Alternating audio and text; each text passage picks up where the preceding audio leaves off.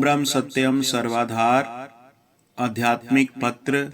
विषय, क्या जीवन शक्ति आत्मा ही परमात्मा है? पत्र संख्या 44। पुस्तक गुरुदेव ने कहा।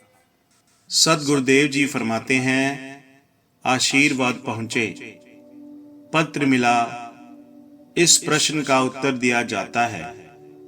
आप सब गौर करके विचार कर लेवें कि क्या आत्मा परमात्मा है। सूचित होवे कि जब तक बुद्धि शरीर के अहंकार में खड़ी है, यानी शरीर के परायण बनी हुई है, तब तक शरीर के दुख, सुख, इच्छा, भोग और राग द्वेष में वह जलती रहती है और उस अहंकार के वशीभूत कई जन्मों को धार कर कष्ट उठाती रहती है।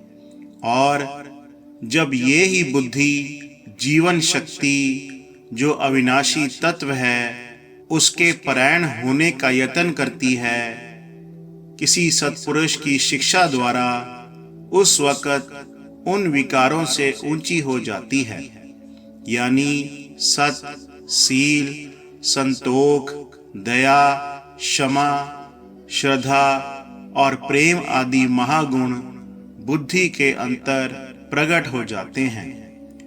ज्यों-ज्यों उन गुणों के सहित प्रभु चिंतन और प्रभु आज्ञा पालन करने में दृढ़ होती है, यानी अपने शारीरिक सुखों को दूसरे के सुखों में निर्माण भाव और जीवन कर्तव्य समझकर त्याग करती है, त्यों-त्यों इस दुख और सुख की महसूसात से ऊंची होकर परम शांति जो अविनाशी तत्व है उसकी तरफ एकाग्र होती है। ये ही साधन परम भक्ति और परम तपस्या है। इस पवित्र अनुराग के बल से शारीरिक सुख जो तब्दील होने वाले और दुख स्वरूप है, प्रभु आज्ञा में समर्पण करके और गुरु वचन को अटल विश्वास सहित अपनाकर हर वक्त निर्भय शांति जो जीवन शक्ति है उसके सिमरण में दृढ़ होती है। ऐसा अभ्यास करते करते किसी वक्त अविनाशी शांति जो पूर्ण स्वरूप है उसको प्राप्त हो जाती है। ये ही यतन मानुष जन्म का उच्च कर्तव्य है। प्रेमी जी सूचित होवे, शारीरिक अहंकार को त्याग करके नित्य ही निर्मल विचार द्वारा अपने पूर्ण निश्चय को सत्य परायणता में दृढ़ करें। जब ऐसी शुद्ध भावना प्राप्त होगी तब उस परम सुख अखंड शांति के पास पहुंच जाओगे। ईश्वर ऐसी समर्थ देवे।